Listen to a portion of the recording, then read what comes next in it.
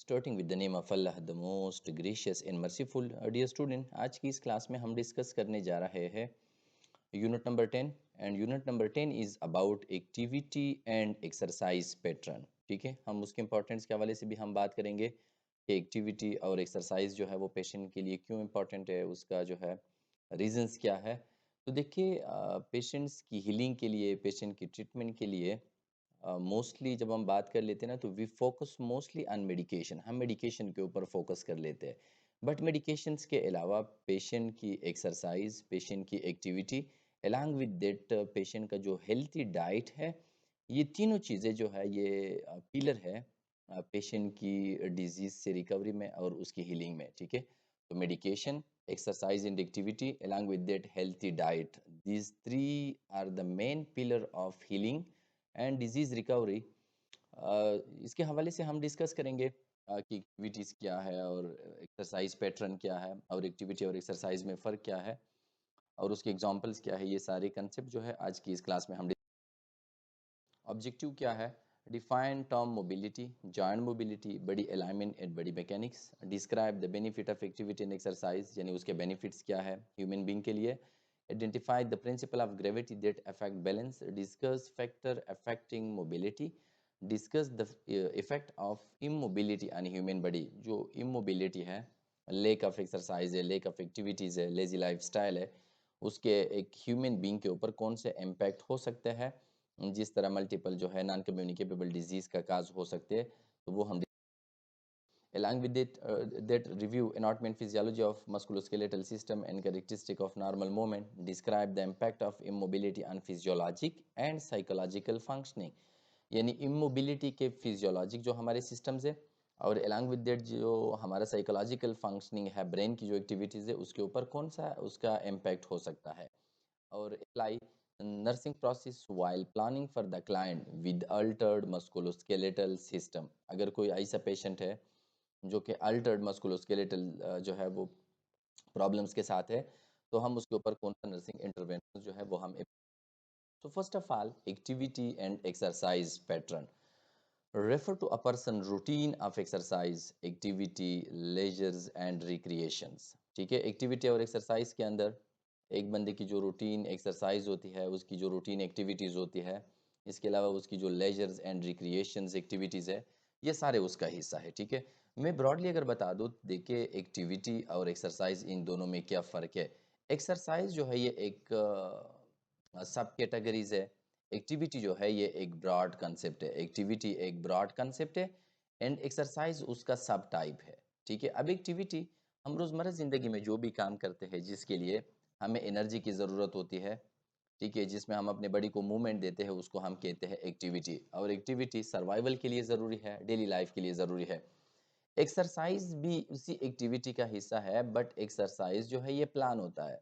Exercise plan होता है और उसका जो पर्पस होता है वो पर्पस है इम्प्रूवमेंट ऑफ हेल्थ।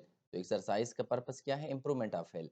तो देखिए, एक्टिविटी ब्रॉड कंसेप्ट है, एक्टिविटी के अंदर एक्सरसाइज भी इंक्लूड है। एक्टिविटी हर वो काम जिसमें हम एनर्जी यूज़ करें, मसल को यूज़ करें और उसमें हम बॉडी को मूवमेंट दे दें, उसको हम कहते हैं एक्टिविटी। एक्सरसाइज एक्टिविटी का सब पार्ट है, यानी एक्सरसाइज भी एक्टिविटी का हिस्सा है। और एक्सरसाइज जो है वो प्लान होता है, इसके अलावा रिपीटेटिव्स होता है और उसके अलावा उसका जो पर्पस है वो इम्प्रूवमेंट ऑफ हेल्थ है। बट बल्कि एक्टिविटीज़ जो है उसका पर्पस भी इम्प्रूवमेंट ऑफ हेल्थ हो सकता है, बट एक्टिविटी मोस्टली सर्वाइवल के लिए, डेली लाइफ के लिए ज़रूरी है। ADL, activity of daily life that required energy such as dressing, cooking, ये सारे एक्टिविटीज़ है। जिस तरह ड्रेसिंग्स है, कुकिंग्स है, क्लीनिंग है, ये सारे एक्टिविटीज़ है, डेली लाइफ के लिए ज़रूरी है।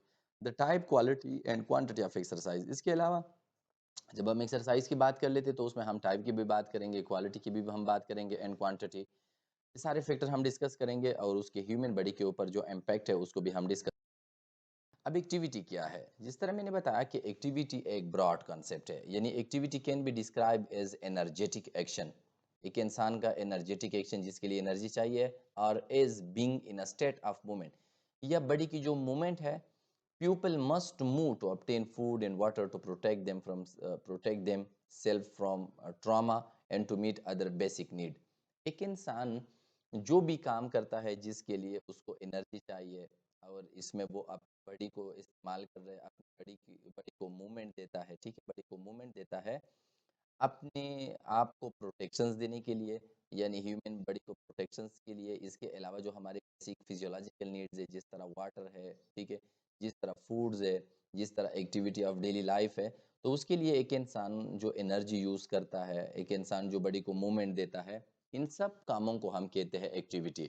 यानी एक्टिविटी एक एनर्जेटिक एक्शंस है जिसमें एक बंदा मूवमेंट के फॉर्म्स में होता है, और उसका मकसद होता है कि उसको फूड मिले, उसको शेल्टर्स मिले, और वो अपने आप को प्रोटेक्ट करे, या वो अपनी ज़िंदगी की जो बेसिक ज़रूरियात है उसको कंप्लीट करे, जिस तरह टॉयलेट है, ठीक है, जिस तरह फूड है, जिस तरह वाटर है, या इसके अलावा जिस तरह अर्निंग है, ये सारे एक इंसान की बेसिक नीड्स है।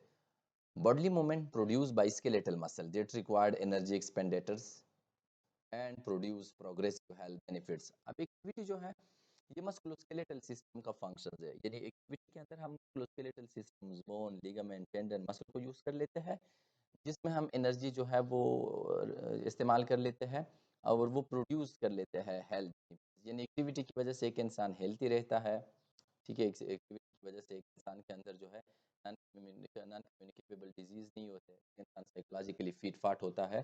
तो एक्टिविटी का मेन मकसद वो काम जिसमें एक इंसान एनर्जी यूज़ करे और उसके बिहाफ पे उसको हेल्थ बेनिफिट्स मिले, in the form of food, in the form of water, और in the form of protection from trauma. तो इन सब कामों को हम कहते हैं कि दीज आर कॉल्ड एक। अब की फैक्ट्स जो दुनिया में कुछ स्टेटिस्टिकल डेटा है, insufficient physical activity is one of the 10 leading risk factor for death worldwide।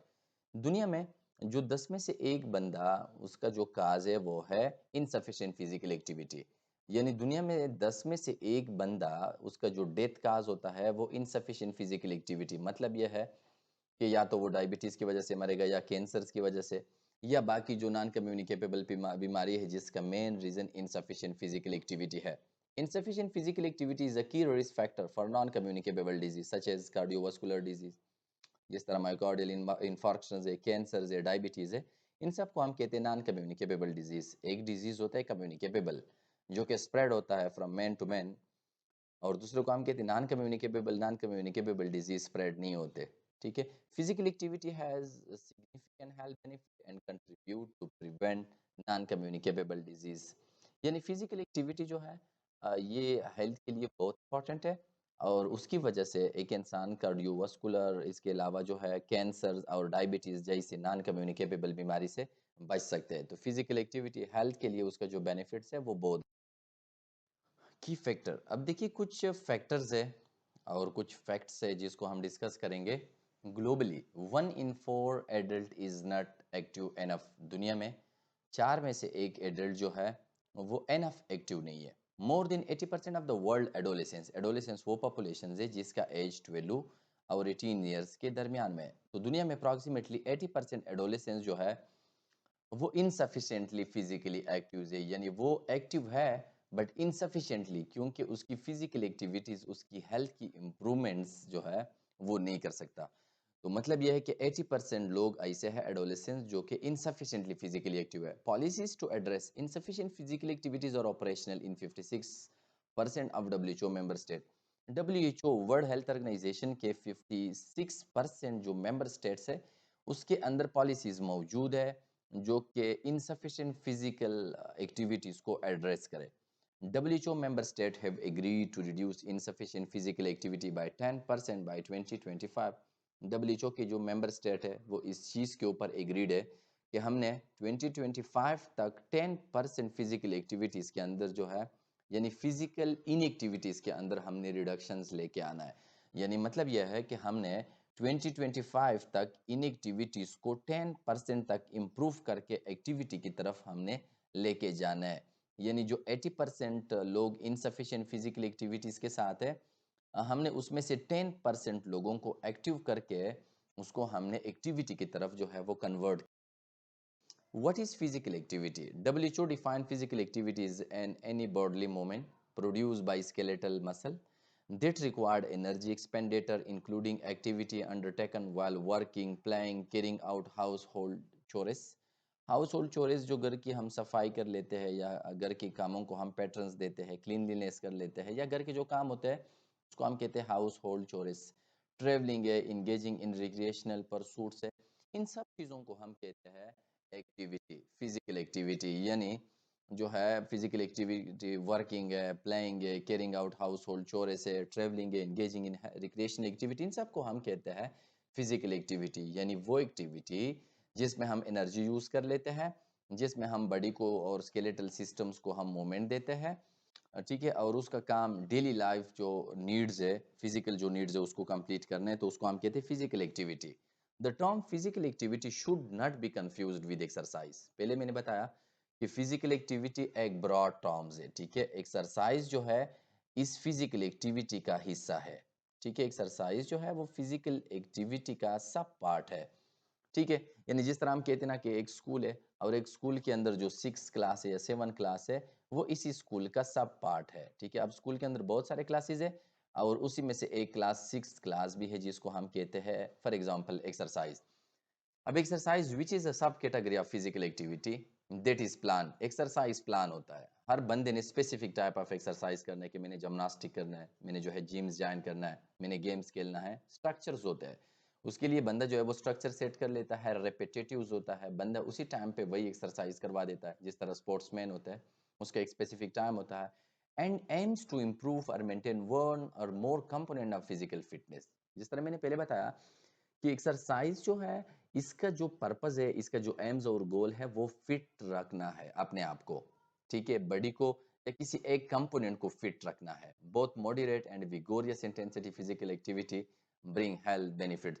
तो देखिए फिजिकल एक्टिविटीज के भी हेल्थ बेनिफिट्स है और उसके अंदर जो एक्सरसाइज जो है वो सब पार्ट है। एक्सरसाइज का मेन फोकस 100% यह है कि उसमें हम अपने आप को फिट रखें, किसी एक स्ट्रक्चर को या होल बॉडी को। तो एक्सरसाइज में और फिजिकल एक्टिविटी में फ़र्क है। फॉर एग्जांपल एक बंदा वर्किंग कर रहा है, उसका कोई जॉब है, उसकी कोई ड्यूटीज़ है, तो ये उसकी वर्किंग है।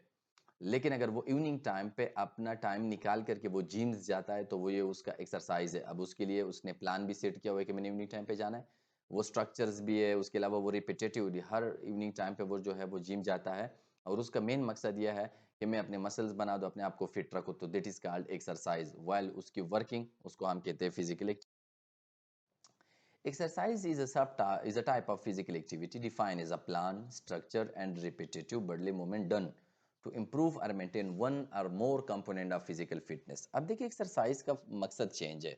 एक्सरसाइज का मकसद एक्टिविटी ऑफ डेली लाइफ नहीं है। एक्सरसाइज का मकसद फूड, एक्सरसाइज का मतलब शेल्टर, ये चीज़ें नहीं है। एक्सरसाइज का मकसद बॉडी को फिट रखना है।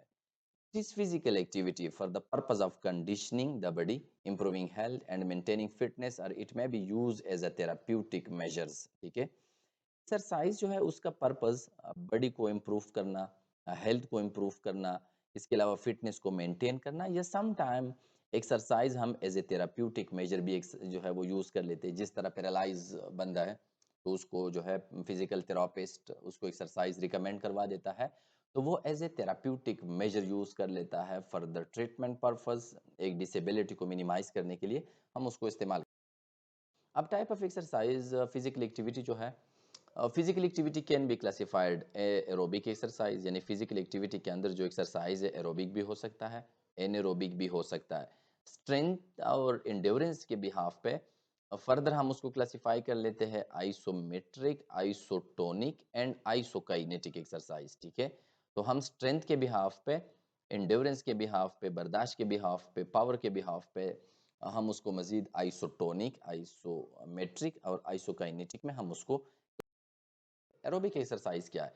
एरोबिक एक्सरसाइज वो एक्सरसाइज है जिसमें हमारी बॉडी को ऑक्सीजन चाहिए, यानी इस एक्सरसाइज के टाइम पे हमारे बॉडी को एक्स्ट्रा ऑक्सीजन चाहिए। तो वो एक्सरसाइज जिसमें रिस्पायरेटरी रेट और जिसमें हार्ट रेट, यानी वो एक्सरसाइज जिसमें रिस्पायरेटरी रेट आर और जिसमें हार्ट रेट HR जो राइज हो जाए, तो उसको हम कहते हैं कि दीज आर कॉल्ड एरोबिक, क्योंकि एरोबिक में को ऑक्सीजन की एक्स्ट्रा नीड्स होता है। Ongoing physical activity that raise your breathing rate and heart rate is called aerobic exercise. ये हार्ट रेट और ब्रीथिंग रेट इसलिए इंक्रीज होता है ताकि बॉडी की एक्स्ट्रा ऑक्सीजन नीड को कंप्लीट किया जाए। Aerobic exercise increase the amount of oxygen that your body takes in and uses. तो देखिए एरोबिक एक्सरसाइज में हार्ट रेट और रिस्पायरेटरी रेट इसलिए बढ़ता है ताकि बॉडी की जो इंक्रीज नीड है ऑक्सीजन का उसको कंप्लीट। अब उसके एग्जांपल्स क्या है? एग्जांपल है स्विमिंग। स्विमिंग उसका एग्जांपल्स है, वाटर के अंदर तैरना। इसके अलावा रनिंग है, रनिंग जिसको हम कहते हैं। इसके अलावा ब्रीस्क वॉकिंग। ब्रीस्क वॉकिंग थोड़ा सा अपने नॉर्मल रूटीन से तेज़ वॉक करना है। अप्रॉक्सीमेटली हम कहते हैं कि 4 या 6 किलोमीटर पर हावर की रफ्तार से, जिसमें एक बंदा बोल भी सकता है। यानी जिस तरह अक्सर हम देखते हैं ना कि सुबह के वक्त कुछ लोग जो है वो आहिस्ता-आहिस्ता रन कर लेते हैं, ना ज़्यादा तेज़ जो है वो रनिंग कर लेते हैं, ना ज़्यादा जो है वो स्लो जो है वो स्टेप्स लेते हैं। तो दरमियान में से जिसमें वो बंदा किसी दूसरे कोलीग के साथ गपशप भी लगा लेते हैं, तो उसको हम कहते हैं brisk walking. And cross country skiing, skiing, all are forms of aerobic exercise. या जो बर्फ़ के ऊपर जो है स्लाइडिंग है, ठीक है? तो इसको हम कहते हैं कि these all are example of aerobic exercise. उसके अंदर जो है एक बंदे का हार्ट रेट भी और उसके अंदर एक बंदे का रिस्पायरेटरी रेट भी।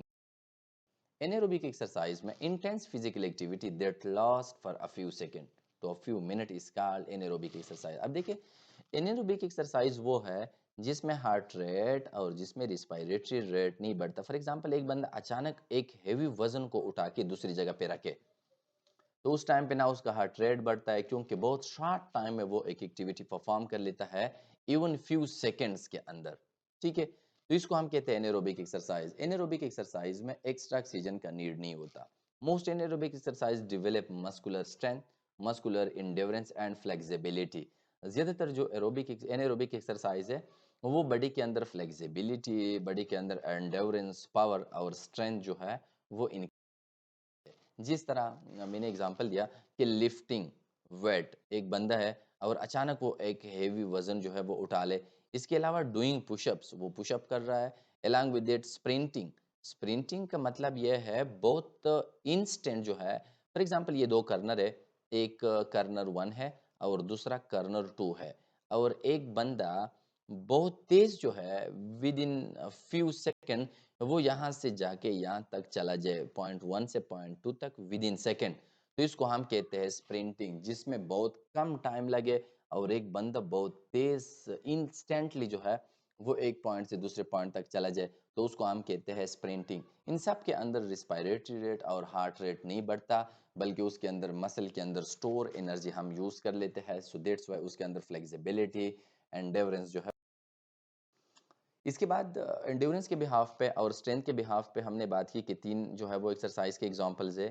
फर्स्ट टाइप को हम कहते हैं isometric. Isometric is an exercise in which muscle contract but very little body movement take place.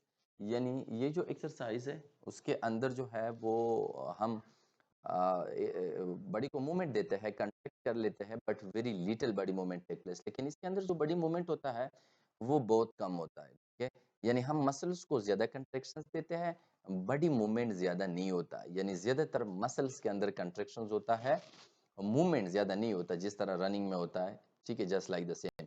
If you do isometric exercise on a regular base the muscle you will becomes more stronger. यानी जिस तरह हमने anaerobic exercise की बात की, तो anaerobic exercise में हम मूवमेंट ज्यादा नहीं करते बट मसल ज्यादा यूज कर लेते हैं। तो just like the same isometric exercise में हम मूवमेंट बहुत कम करते हैं, very little body movement, but muscle जो है उसको हम कंट्रैक्शंस देते हैं, तो उसकी वजह से मसल फिर स्ट्रांग हो जाते हैं। बात करें, एग्जाम्पल है प्लैंक से। प्लैंक से जिस तरह एक बंदे फॉर एग्जांपल उसने पुशअप का पोजीशन मेंटेन किया, पुशअप नहीं करता चेन अप एंड पुशअप्स, बल्कि उसने इसी तरह का एक अप होल्ड पोजीशन जो है वो बनाया हुआ है, तो उसको हम कहते हैं कि दीज आर कॉल्ड आइसोमेट्रिक। इसके अलावा पुशिंग अगेंस्ट अ वॉल है, वॉल के बिहाइंड बिहाइंड अपने आप को पुश करना, क्लाइंबिंग है। ठीक है, पहाड़ों पे चढ़ना, माउंटेन बाइकिंग है, माउंटेन के ऊपर जो है बाइक राइड करना। ठीक है, इसके अलावा judo, wrestling, gymnastic and horse, यानी जूडो कराटे है, रेसलिंग है, इसके साथ साथ जिम्नास्टिक्स है और उसके अलावा हॉर्स राइडिंग है। तो इन सबको हम कहते हैं कि these are called isometric exercise, जिसमें ना एक बंदा रनिंग कर लेता है, ना वो जो है बहुत तेज जाते हैं, बल्कि मूवमेंट उसका कम होता है लेकिन बॉडी के मसल्स के अंदर उसका कंट्रैक्शन ज्यादा होता है। तो इस टाइप ऑफ एक्सरसाइज को हम एक्सरसाइज। नेक्स्ट वन को हम कहते हैं आइसोटोनिक, यानी involves contracting and relaxing your muscle through the full range of motion.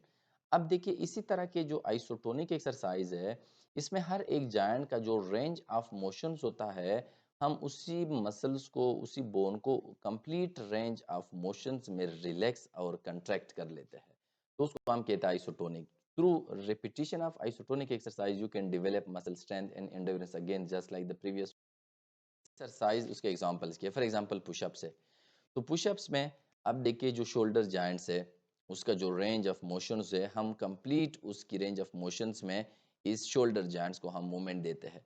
ठीक है, exercise with free weight such as bicep curls है, ये बाइसेप जो फ्री वेट लिफ्टिंग है। इसके अलावा बेंच प्रेस है, these are the bench press, these are the bench press.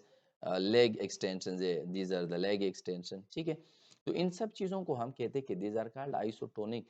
Isotonic में हम मसल यूज़ कर लेते हैं और उसी मसल का जो रेंज ऑफ मोशंस होता है, हम उसको इस्तेमाल करके ना हैवी लिफ्टिंग करके उस रेंज ऑफ मोशंस के अंदर जो है हम जॉइंट को